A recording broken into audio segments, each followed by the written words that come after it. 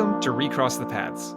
My guests, plural, today are Dan. Welcome, Dan. Thanks for having me. And Mike. Welcome, Mike. Hey, thanks for having us, Kate.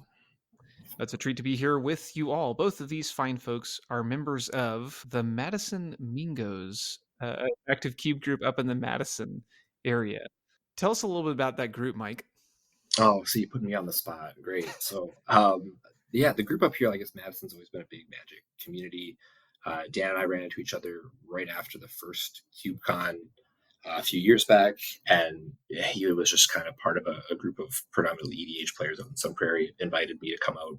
He was kind of just building a cube together of cards that he liked and putting them together, and was like, "Let's just make cube happen in Madison." And I was like, "Well, yeah, why not?" Like, I was a longtime Magic player, but had gotten out of it. Only really played limited because I sold my collection, didn't really have cards. So I was super excited to just like jump into that. And then we hit it off really well, really enjoyed the cube vibe, what it did, and saw it as a great opportunity to just try to like build a group up here of similar folks. And so for the last, 2.5 years now, we've just been finding everybody that we can that we run into at other events or community stuff that have an interest in cube and get them connected. So we've grown from Dan's original EDH server of like 12 people to the community group of a couple hundred folks that are either in Madison or outlying areas or sometimes just visiting and trying to get everybody together in cube because it's our favorite format. And it's pretty remarkable that your connection, it sounds like, came from Cube initially, because it seems you all have been very prolific in designing a number of things since then and growing that community. Dan, how do you all go about cultivating and curating a group like that meets so regularly? Well, the Cubers already existed in Madison, and Mike and I kind of met coming out of the first CubeCon in 2021. We both kind of got the cube bug after CubeCon, and it was actually the first time that I ever cubed. And I just wanted to do more of this thing. And what I noticed is in Madison, there were actually lots of cubers, but no one was organizing them. Every single LGS, because we have like 5 or 6 of them, was attempting to launch Cube every single week, and they would have like 5 or 6 people. And I eventually just got fed up of trying to cube in Madison. So I organized it myself and just started to pull people into this existing server that I had, which was, as Mike said, predominantly EDH players. And over the pandemic, we were drafting limited product. And I just said, hey, I got the server already. We'll just use this existing server. It's fine. And we just started to grab people wherever we'd run into them. Whether it's people that we met trying to cube at other LGSs, like, hey, we're trying to centralize this, or just if magic and cubing comes up in organic conversation in everyday life. I actually have had some friends watch me pull like bartenders and servers in restaurants into the Discord server. And a bunch of us carry, no, like no joke, a bunch of us carry QR codes around in our wallets that link to our Discord. So if it happens to come up, it's really easy to get them into the server. Because if you've ever tried to add somebody that you meet to a Discord server, it's such a pain. Oh, yeah. You're like, oh, you gotta like add me as a friend, and you look up my name with this associated number. Although they've done away with those numbers, and it's a lot easier to add someone now, it's still like super obnoxious. So just I pull out my Badger card that has a QR code taped to it. I'm like, here, just scan this, and then they're in the server right away. And we just got a lot of people in there who are really excited about Cube. I feel like the server does its own thing at this point because it's grown to about 200 people at this point.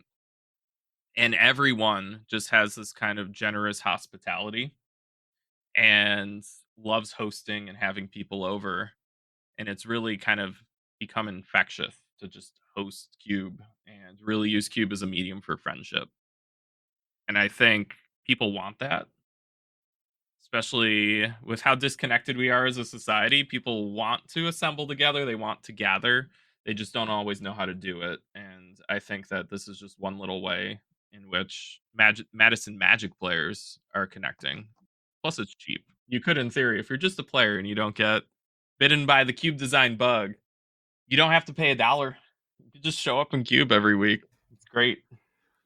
Well, it sounds like there's such a strength in that structure. Just having guidance for people who are interested in pursuing something like that having a place that they can go to if they want to. Totally, and we launch Cube twice a week now too.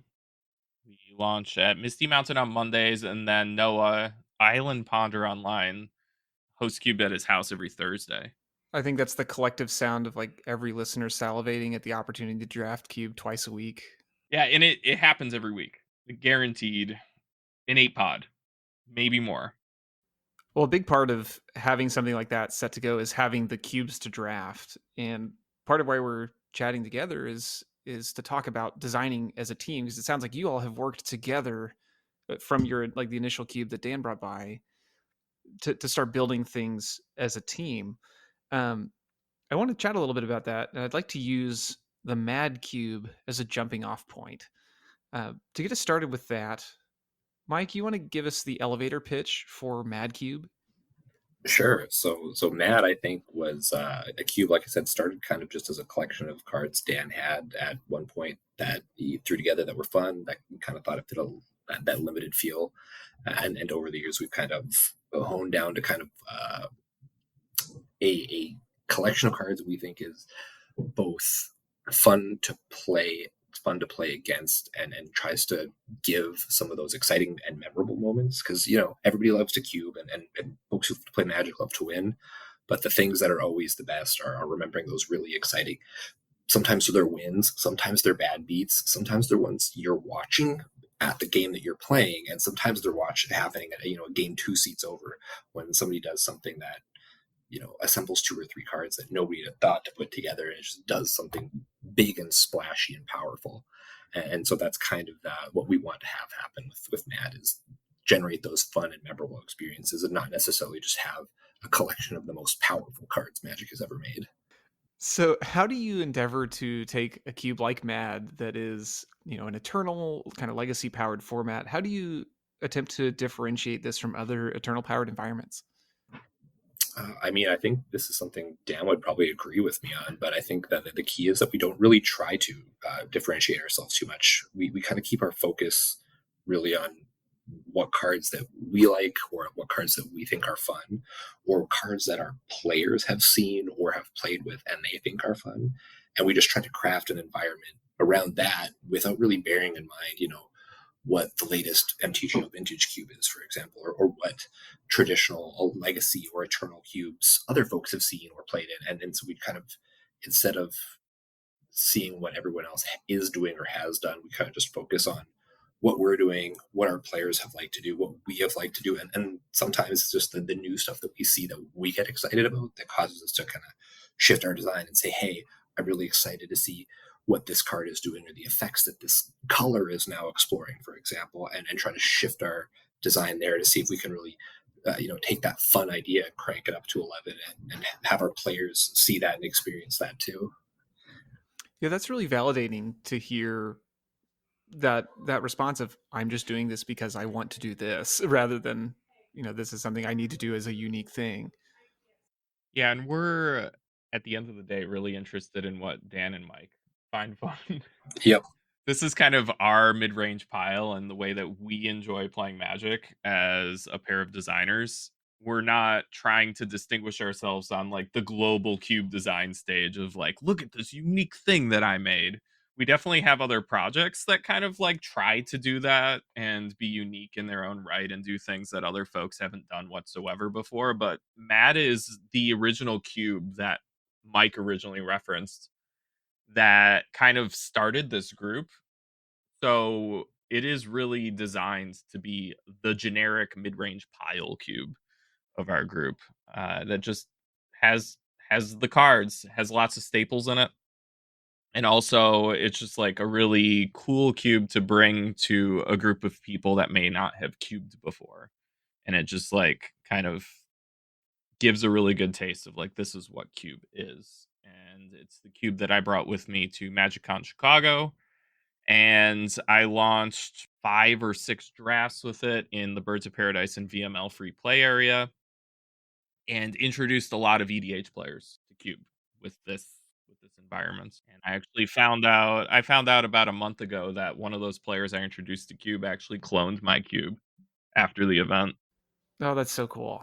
Well, there's such a value in the familiarity. As much as the novelty has a draw, there's something nice about being able to say, "You will recognize these cards or you'll recognize these play patterns," at least enough to hang with it. Totally.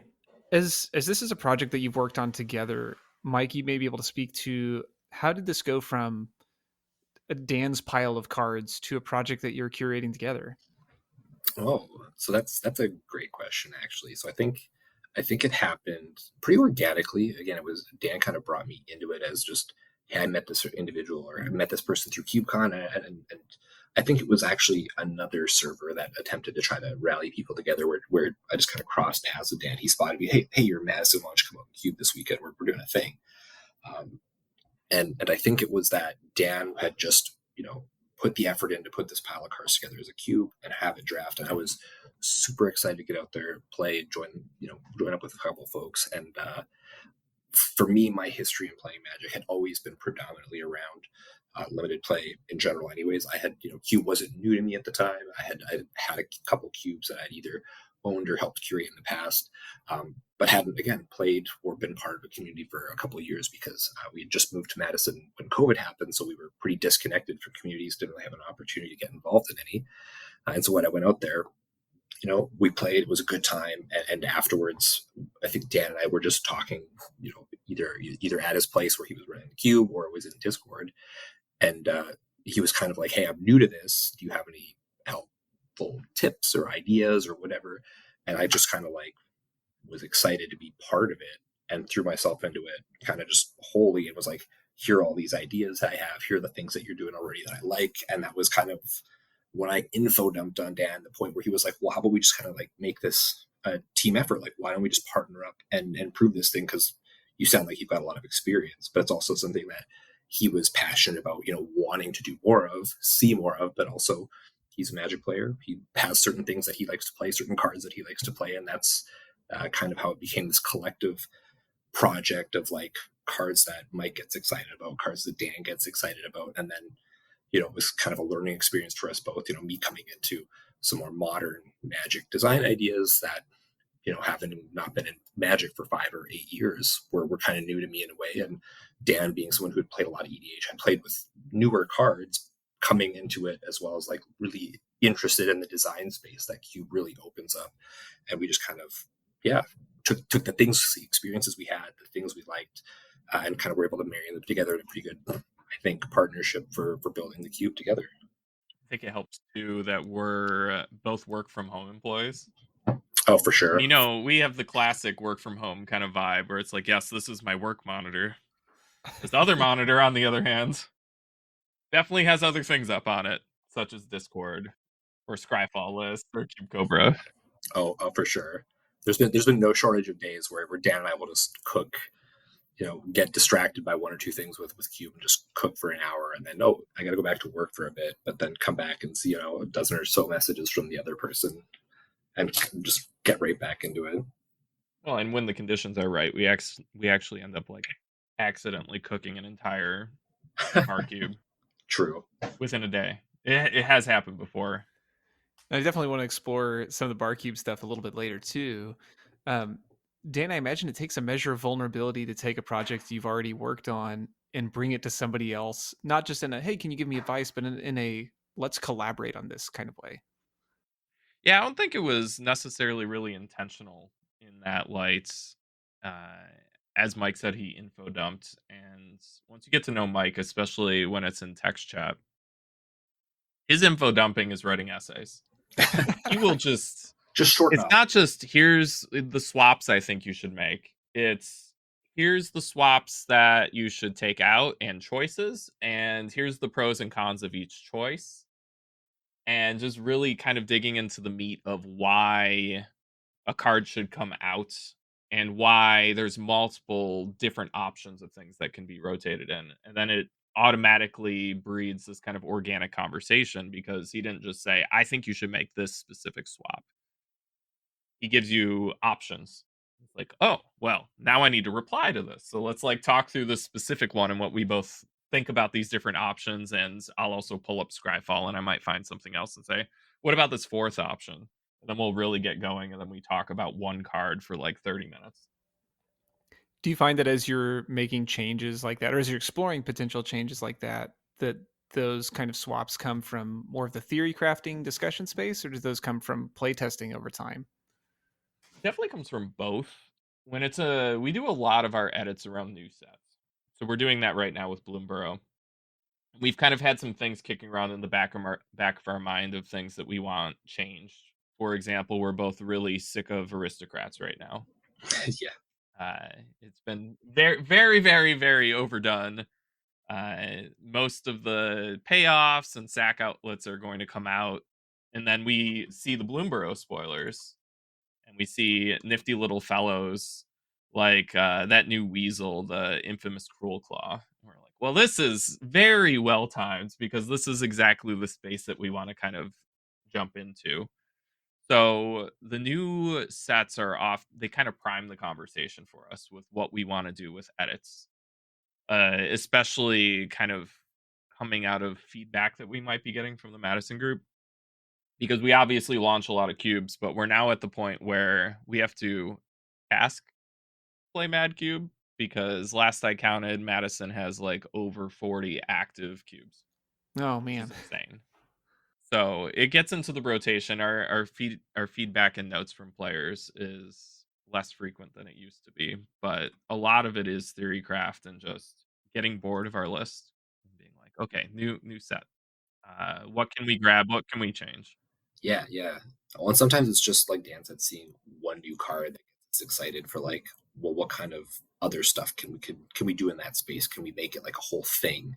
So like you mentioned aristocrats as being something that we had in Mad that, we've seen every cube has its take on it. Everybody's got, 5 or 6 or 7 cards, they're all the same in that. And we had it in Mad, but we're like, now that feels kind of done for us. Like it's not as exciting. So you see, like Dan mentioned, the Cruel Claw, the Weasel, we get excited by the whole notion of playing things from exile. So it's like, okay, well, let's dive in. Like, how much play from exile can we really do? Like, what cards work for that? Not just from the new set, not just from this one card, but like what other cards have existed, in the last couple of years or in Magic's history that support that, and is that something we can really riff on?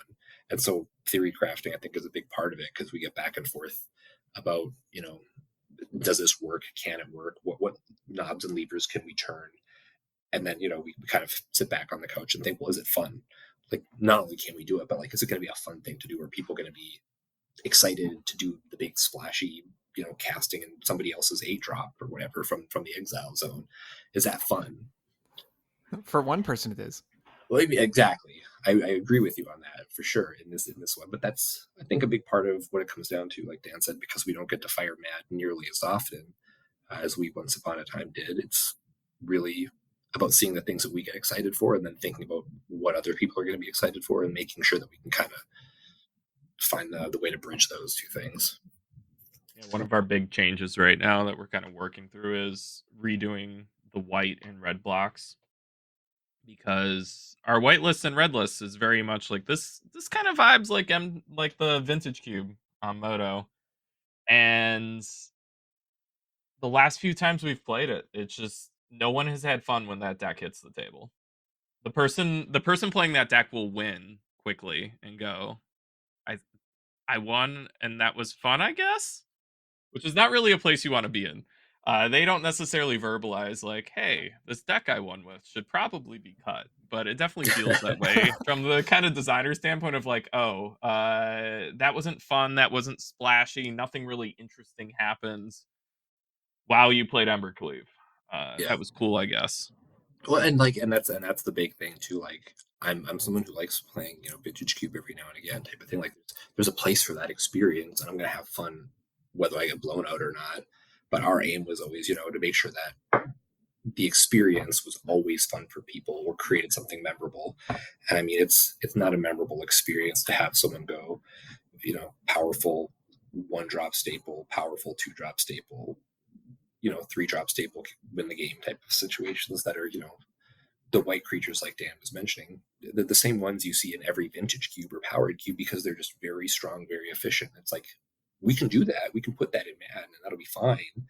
But that deck's going to be strong and it's going to generate a lot less memorable moments because as much as those cards are staples and are interesting, they're also kind of like boring because they're everywhere. Like you know what it's like to lose to Mother of Runes into Thalia into Lelia or Yeah, however. exactly, right. And those and that's fine. There's a cube where that's going to happen, and at one point in time it was happening at Mad for sure.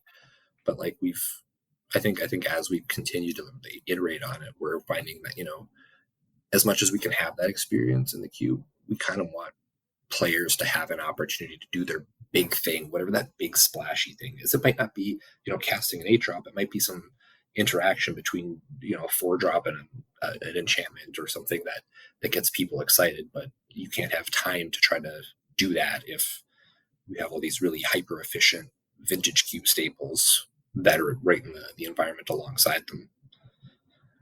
And Mike and I are really into giving like weird, unforeseen interactions a chance to like kind of rise to the surface. In Bloom Bureau, there's that new elemental cat, Yagra, Eater of All. And what's interesting about it is we're massaging artifacts into Mad right now, and that cat turns all creatures, not just yours, like your opponents too, into food artifacts. Yes. That's so cool. It's someone's gonna do something weird with that card, and I really want to put that in Mad and just like let it be the test kitchen. Let people do weird junk with that cat. But and seeing when weird stuff like that happens is the best, because you get to see what happens, and then you get to like take a step back and be like, is this something we can lean into more? Like, was it a fun thing that happened? Was it just weird? But then like really get to be like, okay, yeah, it was a fun thing for everyone when they saw it happen, and like maybe we can lean into it more, and then that gets us cooking more. Right now we're back in the kitchen trying to find other stuff that can help make that weird situation happen or be its own reward. Yeah, and I like the idea of putting cards in that don't have an explicit goal for their inclusion. Like there are things you can coach toward, but having things that players will discover more than what you intended. Yeah, that's half the fun, right? Like we put this whole thing together, uh, kind of with this like notion that, oh, maybe these are the cards that are going to fit together. These are the pieces that are going to build a bigger thing. And when players get to kind of like subvert that design and go rogue and build their own cool thing or find some other interaction we hadn't considered, that's kind of like its own reward for us, because we get to be like, whoa, somebody took something that we didn't even consider as being, a part of something greater, and they just made this big other thing happen. And that's like another way to get excited about Cube. You all's rapport from working together is very clear, even in this conversation so far. I was going to ask practically, how do you go about working on a project like this together? Is it one person creates a list and the other edits? Is there a document that's shared?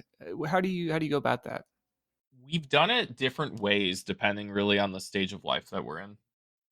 I have 3 kids, so something I value with working with Mike is just how flexible he is. Sometimes we're cooking during the day on Discord, just kind of bouncing ideas back and forth. Or I just came off a break from Magic about a month ago, and I missed a bunch of set releases. Mike literally just came over last week, and we sat on the couch, cracked a beer, opened Scryfall on our phones, and put the same filters on for the new sets, and just scrolled through the lists next to each other and chatted through cards that we thought that were interesting and kind of bounced ideas around to kind of bring vision to what we want to do with Mad moving forward. And we're just like we listen to each other really well and kind of check one another. I'm an aggro player, and Mike is more like of a greedy control player. So we both have our kind of unique tendencies that historically in Magic are very kind of hero and villain. And which one is the hero? We can debate all day. We won't say. It's of course the aggro deck, but uh, I sometimes want to do really stupid, overpowered things in the aggro block, and Mike says, "Dan, you're being dumb again. Can we please cut Embercleave from the cube yet?" And I'm finally letting him do that with the next update. And he'll sometimes dream dreams that are too big, wanting to do really greedy, insane things with his control block, and I'll say, "That card's not playable, Mike." And then we won't go forward with whatever interesting piece he's looking at, possibly trying to inject into the cube. If you look at the multicolored block, especially if it's not a 2-color card, that's where you really see like Mike as a human and ideas that he had when he kind of got like a little more lost in the sauce. And that's like that's where I usually check him a little bit, say, no, that's just like that card's kind of garbage. Yeah, I'm definitely like Dance. I'm definitely like not necessarily control, but like I'm the greedy card player. Like I want to find big, weird piece of something that can do stuff, that can do something, and it never needs to do something conventional. It's like the weirder a card is, the more appealing I end up finding it in this like space of like, what kind of stuff can I do with this weird card? And usually the place Dan has to rein me is like, okay, Mike, that card is just like a little too weird. It doesn't do anything outside of itself, or like maybe interacting with this like one other piece. So it's like Dan kind of bring me back to like, it's okay to go off the rails, but also like make sure that you're still on the track somewhere, like that you're going somewhere. So kind of like a voice of reason, perhaps. Well, I mean, we're both each other's voice of reason in a way, right? Like Dan said, sometimes he can get really excited about some like really aggressive card that's like, oh, he'd be, if there was a new lightning bolt printed, he'd be all over that. I might have to be like, maybe two bolts, is unnecessary, and that's kind of a good thing. I think that's where our being opposites in a way, in terms of like the decks we tend to favor, kind of comes together really well in the design practice, because right in the middle where there's a lot of mid-rangey stuff happening, we usually agree on a lot of stuff. But when we get really far to the ends of aggression, or really far to the ends of weird or control, that's usually where the other person kind of like reins you back in to be like, it's too far out there. It's either too good or too efficient, or it's too weird and too independent, and it doesn't let players kind of have fun. It starts to get out of the bounds of fun again. So what do you all do when you don't agree on a change or a direction? You just don't make that specific change. Yeah, You agree with that, Mike? it's like a coin flip. It's like either we just decide like we're not going to do it at all, or one of us will just be like, well, fine, we'll throw it in and see what happens. Like, we'll test a thing out. Like, we're never afraid to test a new card, but like we'll go in with like our eyes open, being like, one of us was like really adamant it was going to be a cool, awesome, good thing. One of us was really skeptical, but we'll try it. And if it does end up being really cool, awesome, good, then awesome. And if it does end up being just as bad as the one person thought, then like no love lost. We just pull it. Like the really nice thing about having the list and the history to look back on is if we make a mistake, or we make a change that we don't think was healthy or good, it's like really easy to undo it. Well, it transcends that a little bit too, right? Because we've known each other for more than 2 years at this point, and we can get a little Yeah, sassy with each other. So letting the true. other person make a change that they're insistent on, and then watching it blow up in their face, or rather another player's face, and then like some random player in our group will be like, "Why is this card in the cube? It's horrible." Or it might even be the other direction. "Why is this card in the cube? It's way too efficient. It's too good. I just blew my opponent out." And then Yeah, it gives the other designer to just very snarkily go, "I told you I so." told you so. Yeah, And yeah, as Mike pointed out, like these lists are not the end all be all. We might have followers on our Cube Cobra list or whatever, but at the end of the day, we can change these lists as much as we want. And in fact, I think designers who have a lot of followers on their list are often scared to change their list too often because of the like kind of like follower clout or whatever. Hmm. We change our lists over a lot. We just want to try things out, especially around new sets. We're like, new shiny thing, let's just put it in, and not be scared to cut like old favorites. Why? Well, you can always just put it back in. yep, exactly. We're cutting Embercleave this time. I'm not going to cry about it because maybe we'll put it back in. Maybe we won't. Yep, exactly. As you think back on the last 2 years, how have you found designing together compared to designing on your own? Because I imagine you each continue to design things on your own as well. I mean, I think it's a lot more fun. Like Dan said, sometimes it just means we're like hanging out, like yeah, like having an evening together where we just crack a beer and chat, and cards just happen to be part of it. Sometimes it's back and forth on Discord or whatever, but it's a lot more fun. Sometimes you still want to do like a little pet project alone, but even then, when we are doing like what you call an individual project, I feel like we still end up at some point bringing it out to everybody else to kind of show off and be like, do you think I'm hitting the mark on this, or what kind of things you would change? So even if it's not like the hallmark collaborative project of Mad with he and I, like I think it's still a lot of just we're friends, so we collaborate on it anyways, right? Like whether it's a project we intended to make a big collaborative piece or not. So I think that's just kind of speaks more to the nature of having a relationship with another person in a manner of speaking. Yeah, I think it boils down to the core question: why do you play Magic? And for me, and I think most people that you ask, it's about the gathering and using the cards in the game as a context to connect with other human beings. Like that's huge for me, Agreed. especially Cube, because I feel like Cube is more communal. You can't just show up to your Friday Night Magic in Cube. It's kind of like this weird punk format where you got to know a guy in order in am I wrong? Like, No, you you're like exactly right. you need to know somebody to get access to these cubes, or you build one yourself, which is where I kinda started because I was frustrated. I'm like, "With these cube groups, I can't figure them out. I'm just gonna make my own cube and convert my commander players that I love hanging out with into cubers." Isn't this how Breaking Bad started? A little bit. We actually have the Walter White, we have a Walter White emoji in our Discord, and he has a chef hat on. Because it seems like at least once a week, there's some wild cube cook that's going on in the Madison Discord. Usually, Mike's involved writing essays. It's true, and that's just because I'm always around, and whenever somebody's putting something new together, I'm like excited. If I'm free, I'm excited. Let's jump into this and see what happens. Mike is the most impactful cube designer that you don't know. He probably has a hand in 90% of the cube designs in Madison, and some of those cubes are pretty famous.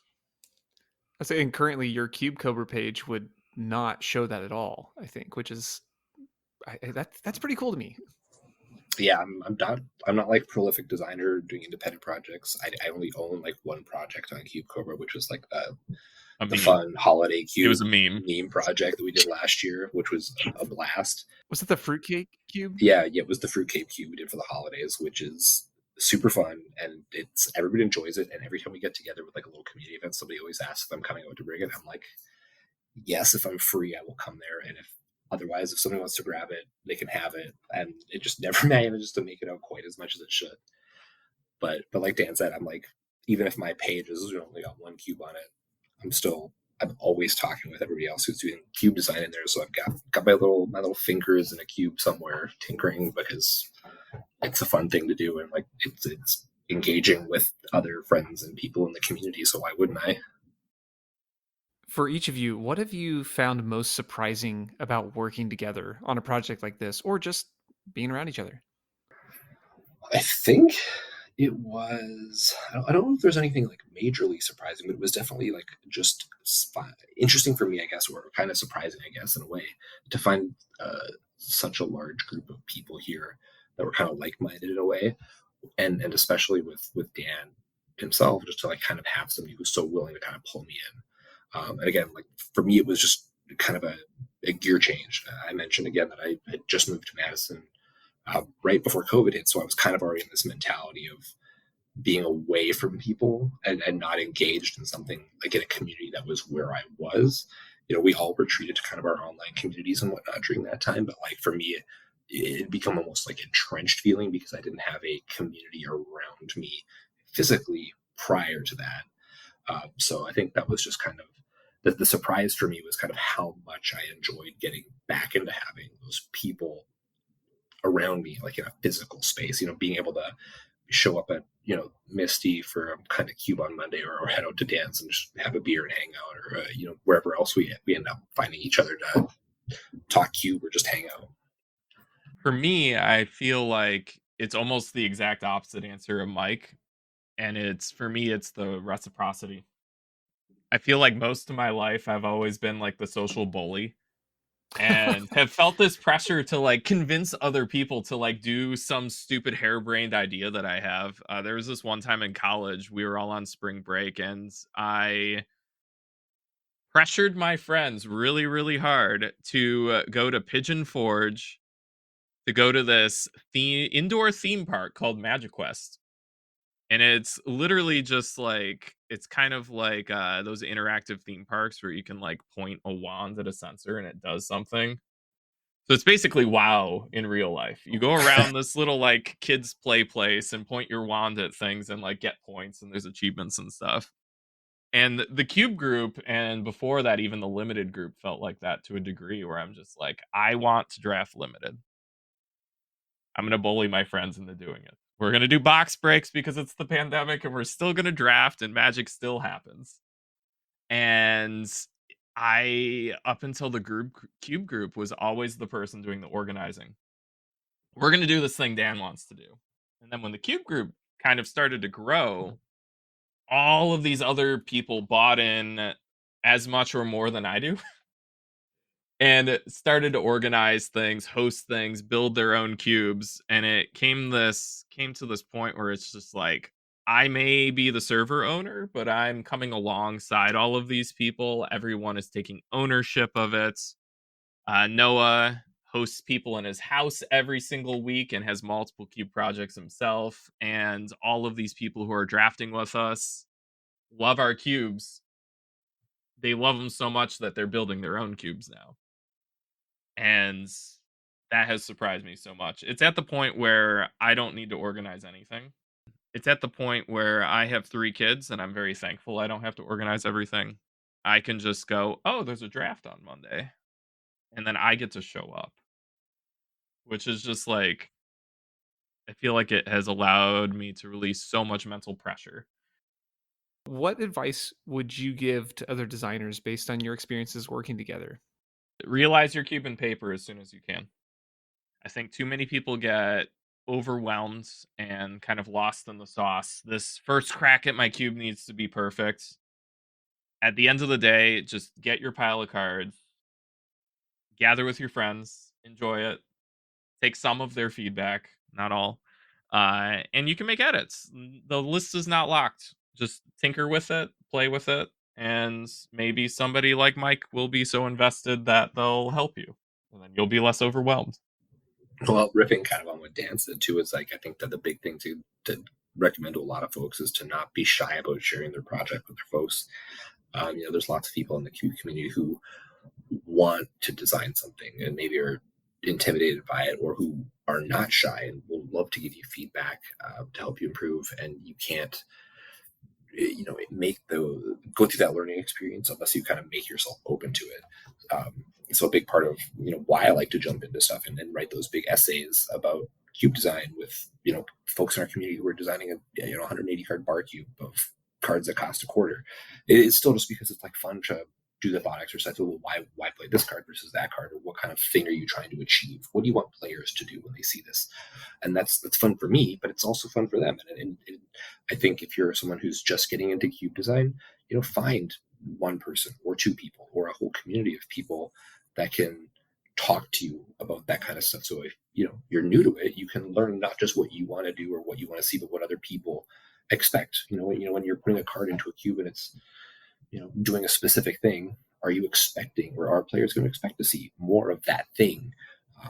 And sometimes the answer is yes, sometimes the answer is no, but until you really get out there in the wild, and sometimes that happens, like Dan said, just putting a collection of cards into sleeves, mash them together and playing with some friends, you can't know until you get started. And if you're thinking that you can't talk to people about it, then you're not really going to be open to the experience of designing a cube. And I think that's just really critical. I also think, kind of adding to that, don't try to necessarily be unique. You don't need to. It doesn't matter if your cube is very similar to a cube that lives in a different city. And the reason for that is you're not going to play that cube unless you're at KubeCon. It doesn't matter. It does not matter that mid-range cube exists in Madison. If that speaks to you, if your cube is similar to that, you should not be stressing over making it different from Mad Cube. You Yep. shouldn't be. If you're very excited about an all colorless cube, it doesn't matter if it's like the Void Cube, because at the end of the day, your cube is your cube. It doesn't matter what other people are doing. You should play Magic the way that you like to play Magic. Yeah, that's a really important piece. And really where Mad Cube comes from, right? It's like it's cards that we like to play. It's things that we like to do. If you're a new designer, that's what you should be focusing on. The things that you think are fun, the things that you enjoy doing. Because if you put that kind of that kind of spirit and love into the thing that you're building, other people are going to get that from it.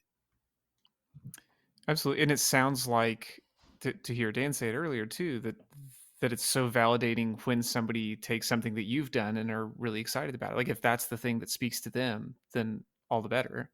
Yeah, and it just means we resonated with them, right? Like it means that we found a fun thing that we enjoy. We shared it with folks, and someone out there liked what we were doing in such a way that it resonated with them so strongly that they are kind of flattering us by riffing on it and saying, I liked what you were doing. I'm going to take that as kind of a base or a foundation. I'm going to build off it in my way. I'm going to take that and breathe the kind of preferences that I have in Magic into that kind of space. And awesome. Like take that and run with it. That's exactly the kind of energy you want with cube design. That rocks. I love that. I mentioned earlier that we wanted to touch a bit on bar cubes, and it seems like a critical part of how you all engage currently and how you engaged in the past. Give us an overview of bar cube, and let's explore a little bit of how you all do that together. Sure. So Barcube is very similar to a Tubert, which was originally created by Ryan Overturf. It is, for those of you who don't know, Tubert is specifically a 180 card 2 to 4 player cube intended to just encapsulate a very small Magic environment that you can draft. And Barcube is distinguished from that because it has suggested guidelines that focus on simplistic gameplay so that the cube can be played easily in a non traditional setting, such as a bar, restaurant, picnic table, the floor of a school, it doesn't matter, lunchroom table.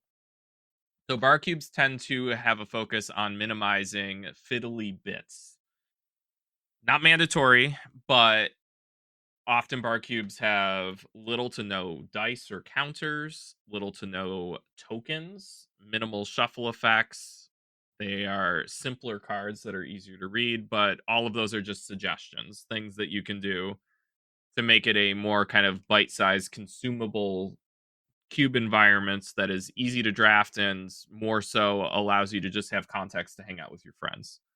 Because if the cards are simple, the games are simple, you're not putting a lot of your brain power into trying to win against your opponent and find the line using this weird game piece. Instead, you're just like talking about your weeks. What's going on with you? It's been a week since I've seen you. What's up? And then you can focus more on conversation instead of trying to like spike out your opponent. And so, as I hear a small environment, and as particularly you hear fiddly bits, that seems to speak to some of Mike's predilections as well. I mean, a little bit, right? Like we talked about, I like some exciting cards that do weird stuff, but there's a lot of room to do that even in Barcube. Like there are things you can do that do weird things or odd things or unexpected things without necessarily needing, you know, counters or tokens or extra stuff. I think what Dan's really getting on when we talk about the fiddly bits are all of the extra game pieces or the movement of game pieces that you start to have to do when you incorporate things like dice, things like counters, things like shuffling cards, or things that are using special zones that are very specific, or even interacting with those zones a lot. When you cut that down to just a player's a library, the hand in the battlefield, you kind of really reduce the avenues for players needing to touch stuff and move stuff around. So, like Dan said, you can really just focus on the experience, even if, and then the social experience is part of that as well. Even if you do have some weird cards still in there, they don't have to be mind-bendingly strange and also having all the extra bits. And for the most part, the bar cubes that I design are unsleeved.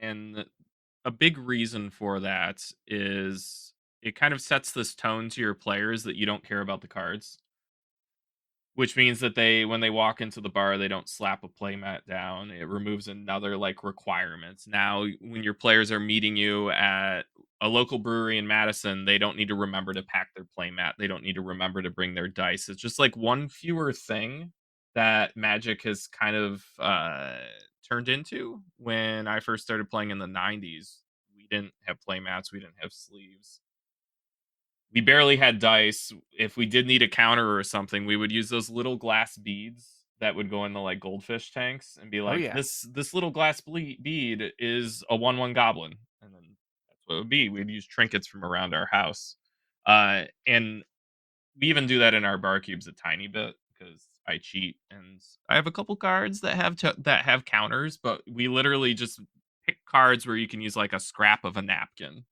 to count as the counter. And by doing this, not having a playmat on the table, just having a deck of cards that is not sleeved that people can be bridge shuffling because we've established this idea of we don't care about these cards. We actually end up having people walk up to us that might have played Magic as kids, and they say, "What are you doing? I played this when I was little. Why are you playing this here?" And then it just kind of opens this really interesting organic dialogue with community members that may have interacted with Magic a long time ago, but they haven't thought about it forever because Magic, for the most part, is quarantined to LGSs or like just your kitchen table. Like your friends come into your home, no one else sees it. And we've had some really cool like community conversations as a result of that. And it's actually a way it kind of acts as like a recruitment tool. We've dragged people into the Madison server just through people coming up to us at like a brewery saying, "What is this? How do I engage with this?" Do you think an environment like this is ideal for collaborative work because of its size, or are there other elements that make it appealing? I mean, I think even the small size can make it appealing, and I don't think that precludes collaboration. Just talking about BarCube, like you said, as a place for vibes, as a place to be social and come together, like that kind of I think makes it a good candidate for the kind of collaborative work. Um, Especially some of the projects, like one of our probably more infamous BarCube projects was a fever dream of cooking that Dan and I started on, and we stuck two or three or four other people into it over the course of like a 24-hour period. At the end of which, we ended up having a whole a whole thing together for this thing that was just again total madness. But we had so many people involved with it.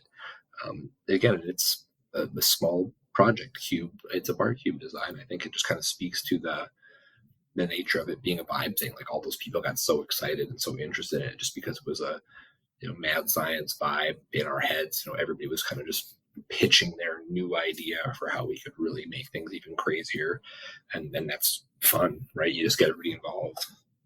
I also think that the small size of bar cubes it really was the foundation of Mike's and my friendship because when the Madison group was first starting out, we were not firing 8 pods 2 days a week. We didn't start out with 200 server members. So our events early on were often, hey, let's show up at this brewery and play this bar cube. And if no one else shows up and it's just Mike and me hanging out, we know that this cube drafts 2 players really, really well. And it kind of like knocks out a lot of social anxiety too, then, because if you try to launch an 8 player cube at an LGS and 3 or 4 people reply to that, it can be kind of disheartening. You're just like, wow, people don't want to hang out with me. I really don't want to play this 8 player cube with 4 people because it's not really designed for that and it feels really awkward. Right. But with by having these four, like 2 to 4 player environments, Mike and I just kind of set out of like, hey, we like each other. This is cool. We're going to hang out together. And if no one else shows up, that's fine. It's like it still works for the two of you, but it can scale up to, up to something like four in most cases, or you just break out a bigger cube for something different. Yeah, exactly. You can have choices in a bag now that we're on a larger scale. Um, but it makes it really easy to just like make a cube day for us. It's the first thing I do when I want to travel, when I want to schedule something that is like kind of like off the normal calendar rotation for the Madison group. Is I'll send Mike a DM and say, "Hey, you want to hang out this week?" And he'll say, "Yeah."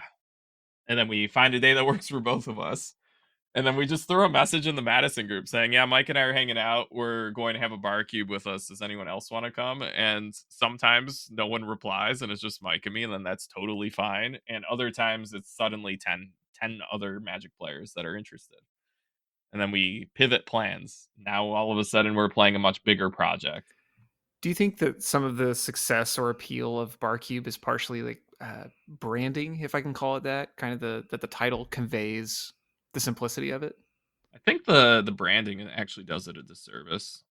I actually don't drink that much. I have like maybe 2 drinks a month at this point. I'm mostly dry. I drink a lot of tea. And I think that there's this implication that you have to do it in a bar, which is so far from the truth. You can do it in a coffee house. You can play it on a train, an airplane, a boat. It does not matter. Dr. Seuss would be proud. Yes. Red fish, blue fish.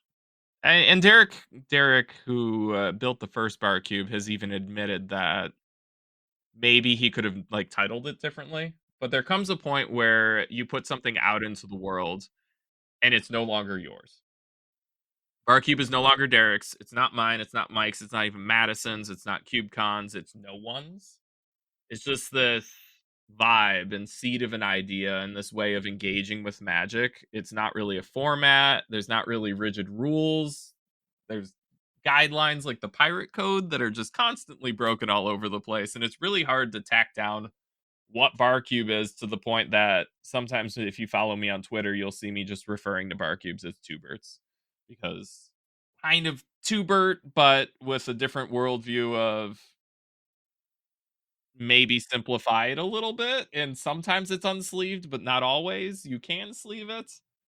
So it's really hard to distinguish and kind of set apart from Tubert, which existed long before this design project kind of came onto the scene.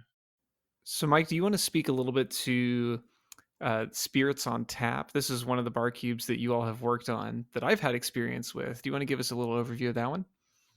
Sure. So Spirits was the first one uh, that I think really got brewed up, or the first bar cube that really got brewed up in Madison. And the original idea for it came from Dan. I think he came up with the name for it as Spirits on Tap as the kind of starting place, and kind of evoking that like bar cube vibe, the brew hall with all the taps and handles, and then the idea of spirits kind of being moniker also for like liquor, spirits, that kind of mentality, playing into that bar vibe. But then he kind of liked the double meaning where spirits also being a big creature type in Magic, and it kind of lent this idea like, well, what if we make this small bar cube idea that the big kind of thing it likes to do is beyond playing to the bar cube mentality is, we were playing with the graveyard, cards going into the graveyard, what they're doing there, that kind of stuff matters. And we really wanted to kind of riff off that, kind of play into it, because again, it's all about vibes and fun. So like, why not just lean in and see what happens? And so we spent time looking, over, scryfall searches after scryfall searches, finding these, cards that cost, pennies to a quarter. I think the most expensive cards we have in there maybe top out at $2 or $3. Lands notwithstanding, just because Dan threw a few in their last year to spice it up a little bit. But that was what we did, right? So we wanted to find out, what can we do in those spaces? If we're playing a green deck, what kind of things is that doing with the graveyard? Is it focusing on putting cards in there? Is it focusing on getting cards out? Is it just caring that there are cards there at all? Black cards, are they, again, same thing? Are they caring about creatures? Are they caring about spells? What matters in that space? And that's kind of what we did. And unlike the bigger projects like Mad, where we're looking at a lot of intersectionalities, we're looking, what is red doing here? What is red doing with this color or that color? Or how do they kind of all align? And then looking at even 3 or 4 color interactions that kind of meet. The bar cube space, we weren't really worried as much about that. We were more like, okay, well, it's cool if blue black is the control color, and we're not really going to worry too much about what are the big hallmarks of that. We're just like, okay, well, blue likes spells maybe existing in the graveyard, and black likes creatures existing in the graveyard. So if black can get them back or reuse creatures, and blue can reuse spells or get spells back, then we're kind of achieving that. And that's kind of, I think, been the guiding principle with that cube in general, even as we've tried to redesign and rebuild. And it's always just about carving out some small identity for it. It doesn't have to be this big, huge, monolithic thing, because at the end of the day, the thing that matters most is just like, hey, Dan, can you meet up for a beer and we'll hang out and play spirits for an hour while we just chat and catch up with each other.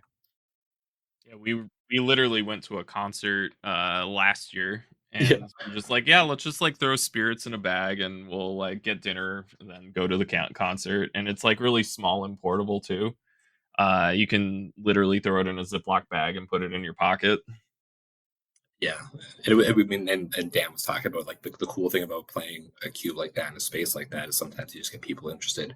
We had like our waiter got interested and asked some questions. I'm not sure if we ever managed to bring him into the server or get that much interest out of him, but we had a few folks walk by us too that stopped and ask a couple questions like, "What are you doing? What is this game?" And it's cool that by making it more accessible and just kind of open in a space like that without all of the kind of like almost ritual accompaniments like the bags and the binders and the playmats. Just having the deck of cards there, just doing the thing, you get so many more people who are just like not shy about like, well, what is this? How do I do it? Like, what are you guys doing with it? And they're not afraid to ask questions. As I review the list here, it looks like you actually do include a couple of tokens in this one. Is that a? I mean, certainly all these decisions are conscious, but what led to a break here? What led to the break is we wanted everything to do something with the graveyard. And we were really excited about things like Hoffrey and classics like Grim Flayer. We have Ravos. We have like all this spicy stuff going on with the graveyard. And then when you go into Scryfall for Azorius, look at the graveyard. See a lot of cards that are bad. Like bad by like Bad Barcube vibes. standards. Like these Yeah. are not great graveyard centric Azorius cards. So we made the decision to have Azorius instead focus on artifacts, which is much more supported and easier to like get going and like have fun, engaging cards that also are not insanely expensive. Which there's no budget restriction on this cube, but we do try to keep the price kind of low. And I think the number of clones of spirits on tap like kind of shows like, yeah, a lot of people are cloning this because you can purchase, with the exception of the lands, like Mike noted, for like $40. So like pretty cheap pile of cards. Uh, and what we noticed when we were trying to design for Azorius is there's not a lot of artifact creatures we were excited about. However, these cards make Thopters very easily. Mm-hmm. Mm-hmm. We decided to have a break where the only token that is made in this entire cube is Thopters. That's it. 1/1 Thopters. It's the one break. It is the only token that's made. A lot of cards make them. And then you have two options if you're going to make this cube. You either just you use your sideboard as just face down cards, those are Thopters, or you just put like a thick stack of unsleeved Thopters in the box. No big deal. And the what makes tokens fiddly is having like 30 different kinds and trying to find the right token. Think about when you're at it when you're at your last cube night. Somebody yells, "Yo, does anybody have the 2/2 Goblin Shaman token? Anybody see it in the pile?" Well, nobody has that one. That's the annoying part. That's the fiddly part. Yeah, but you still ask. I want to use Yeah. the right token if it's in the box. And the fiddly part is if people start using face down cards, being like, now which one was the Thopter and which one was the Servo? And which one's the morph? Exactly. So, so which bar cube design sensibilities do you take with you to broader projects? Honestly, I think it's just that notion we kind of spoke of earlier. It's just kind of making it a vibe and making it fun. Like at the end of the day, Cube's a very social experience. Your aim, I mean, from my perspective, right? The aim in Cube is not to sit down and spike a draft. Like you're not there just to win. And I'm there for the experience. I want to be able to talk to the people that I'm playing a game with or having a draft with, and I want to be able to have everybody, myself included, see something fun, do something fun, and kind of remember that evening for the fun things that came up with it. So it's less the bar cube takeaway specifically, and I think it's kind of the mentality that we've gone into with Mad is shared in part with the bar cube projects we have, and kind of that bar cube. If there's any feedback, is kind of going back where we think of, okay, well, how can we make this more simple or straightforward, or make it less different to kind of parse, or less difficult rather to parse. How can we make our players have the easiest time just doing a thing, even if we are making it a bit more complex than say a bar cube? I was going to add one thing. Please do. I had just finished my third bar cube. And I think I'm at the point where every single new project that I start will always start as a bar cube at this point. They're so much faster to make in brew and kind of see how the different components interconnect with one another and then test. It's a really, really great way in a low pressure environment to kind of see, hey, does my new idea have feet to it? Can this exist as a 360 cube? And I do see a day where maybe something like Spirits grows into a larger graveyard cube. I like the list a lot. I would of course clone it and then be like, how could we expand this pool of cards out to be a bigger, like very simple, focused graveyard cube that plays 8 people. But then at that point, you've also had such a broad spectrum of testing to do, or you've gotten to experience a number of things that the cube does, and so you can determine a lot of paths from beyond theory. You get to actually see it from practice. Totally. Well, this has been a treat for me to get to hear from both of you, just to see how you work together, to get some thoughts on how other people can pursue that. Um, by way of wrap up, one of my favorite questions to ask: if you could have any card reprinted as a promo, what card would you choose, and who would you have do the illustration? I actually thought about this one before. The answer is not going to the first half of the answer will not surprise anybody. The answer is Embercleave. However, the artist that I would have do it is this up and coming artist that you may have heard of recently, Jordan LeBlanc. He did the art for this year's CubeCon, Matt. Yeah. And her art is fantastic. She's an up and coming artist. She did the Birds of Paradise art, and we need to manifest for her a secret lair. Terrific. Very, very painterly style, as I recall. Very much so. And I would love an Embercleave card in that style. Mike, how about for you? I'm going to go a little bit off the rails with them. The card itself will not surprise Dan, but the artist might. And so the card that I would like to see as a promo, and it's like one I would always like to see as a promo. I'm never not going to. In particular, will be maybe Nicol Bolas, God Pharaoh. But I would take any Bolas at all. And if you ask Dan, like my injection into Fruitcake Cube was a whole bunch of fixing and every Bolas that's ever been. But the artist I would go with is actually Rebecca Guay.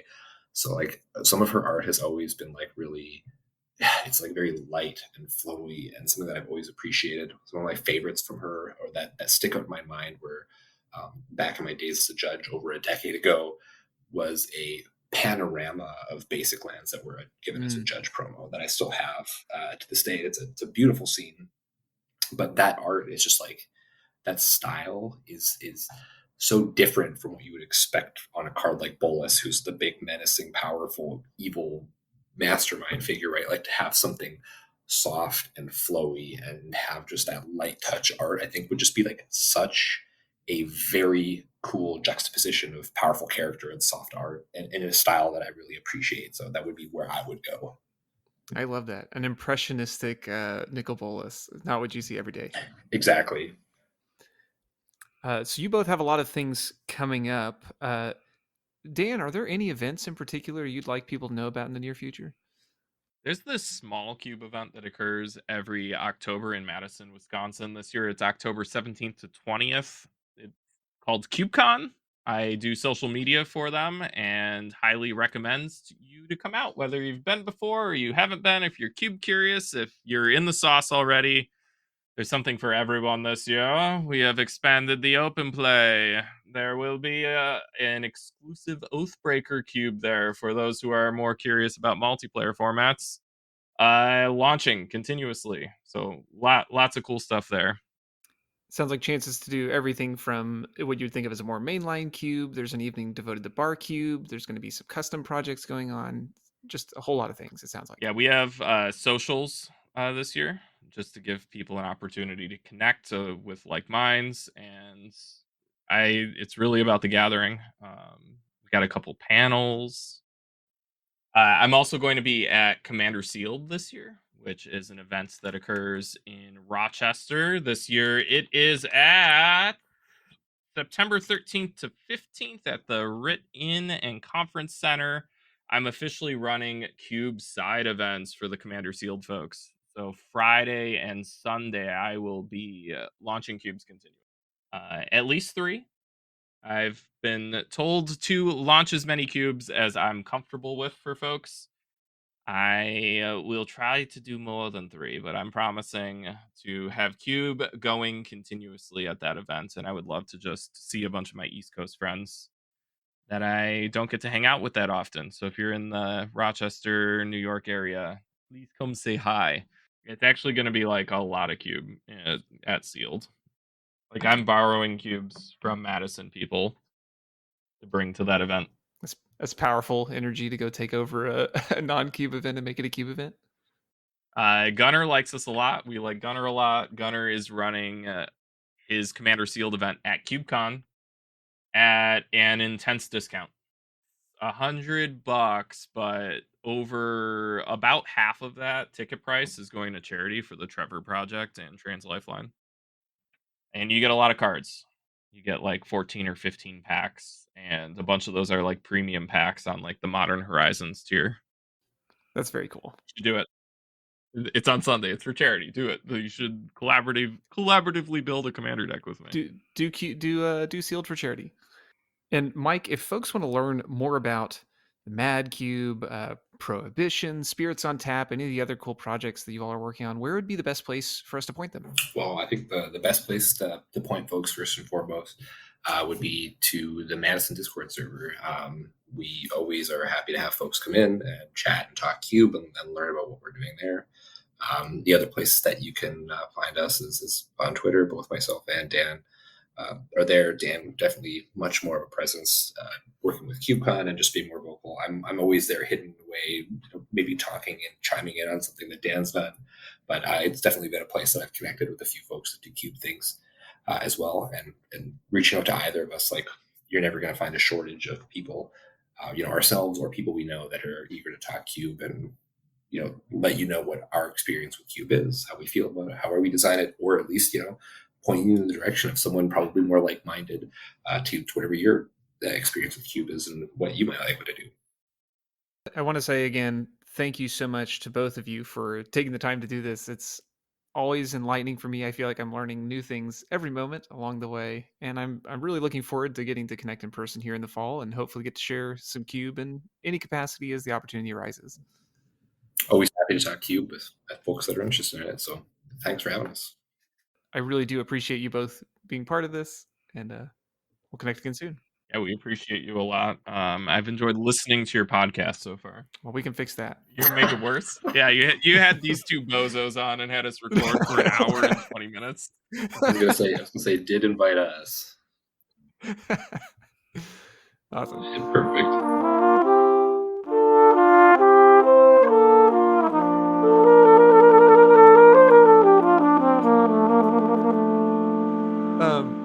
Yeah. If you would do me a small favor, before you close out this window, in the top right corner of your screen, somewhere it's going to show a percentage uploaded of your. Yep.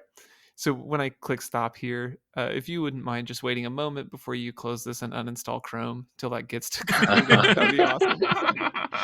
He knows me. There's your sign off right there. Or you uninstall Chrome. Always be Cuban. It's the ABCs of magic right there.